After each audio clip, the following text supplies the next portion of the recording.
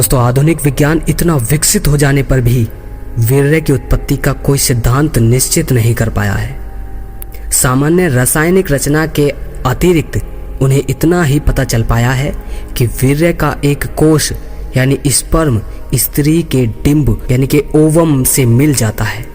यही वीर्य कोश पुनः उत्पादन आरंभ कर देता है और अपनी तरह तमाम कोश मां से प्राप्त आहार द्वारा कोशिका विभाजन प्रक्रिया के अनुसार विभक्त होता चला जाता है। कहना न होगा कि वीर्य का सूक्ष्मतम स्प चेतना का एक अति सूक्ष्म अंश है, जिसमें न केवल मनुष्य शरीर वरन विराट विश्व के शक्ति बीज छिपे होते हैं। सृष्टि को बहुगुणित बनाने की व्यवस्था भी इन्हीं बीजों में निहित होती है। उसी का तो परिणाम है आप लोग और हम लोग। उसकी शक्ति का अनुमान किया जाना कठिन है।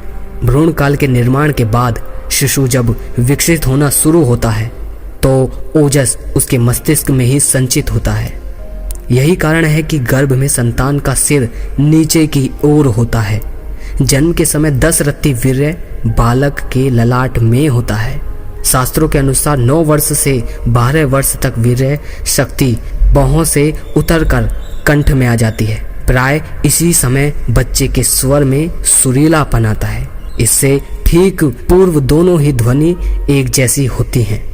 12 से 16 वर्ष तक की आयु में वीर्य मेरुदंड से उपस्थ की ओर बढ़ता है और धीरे धीरे मूलाधार चक्र में अपना स्थायी स्थान बना लेता है। काम विकार पहले मन में आता है, उसके बाद तुरंत ही मूलाधार चक्र उत्तेजित हो उठता है और उसके उत्तेजित होने से वह सारा ही क्षेत्र जिसमें कि कामेंद्रियां भी सम्मिलित होती हैं उत्तेजित हो उठती हैं। ऐसी स्थिति में ब्रह्मचर्य की संभावना कठिन हो जाती है। 24 वर्ष तक की आयु में यह शक्ति मूलाधार चक्र में से समस्त शरीर में किस प्रकार व्याप्त हो जाती है, इसका उल्लेख करते हुए शास्त्रकार कहते हैं कि जिस प्रकार दूध में घी, तिल में तेल, ईख में मीठापन तथा काष्ठ में अग्नि तत्व सर्वत्र विद्यमान रहता है, उसी प्रकार वीर्य सारी काया में व्याप्त रहता है।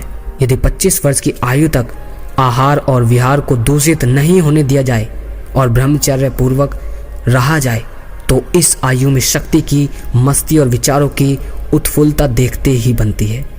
ऐसे बच्चे प्राय जीवन भर स्वस्थ रहते हैं एवं इस प्रकार रेतस का रचना पचना प्राय हर क्षेत्र में उत्साह और सफलता के रूप में सामने आता है।